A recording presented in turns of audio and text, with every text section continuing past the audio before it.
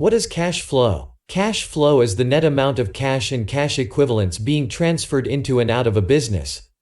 At the most fundamental level, a company's ability to create value for shareholders is determined by its ability to generate positive cash flows, or more specifically, maximize long-term free cash flow. Assessing the amounts, timing, and uncertainty of cash flows is one of the most basic objectives of financial reporting.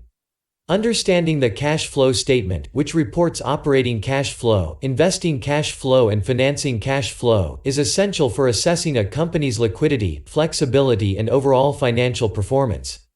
Positive cash flow indicates that a company's liquid assets are increasing, enabling it to settle debts, reinvest in its business, return money to shareholders, pay expenses, and provide a buffer against future financial challenges.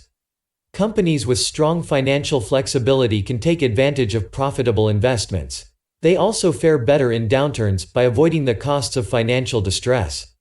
Even profitable companies can fail if operating activities do not generate enough cash to stay liquid. This can happen if profits are tied up in accounts receivable and inventory, or if a company spends too much on capital expenditure.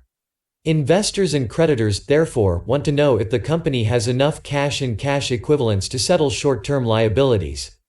To see if a company can meet its current liabilities with the cash it generates from operations, analysts look at debt service coverage ratios. But liquidity only tells us so much. A company might have lots of cash because it is mortgaging its future growth potential by selling off its long-term assets or taking on unsustainable levels of debt. To understand the true profitability of the business, analysts look at free cash flow (FCF). It is a really useful measure of financial performance that tells a better story than net income because it shows what money the company has left over to expand the business or return to shareholders after paying dividends, buying back stock, or paying off debt.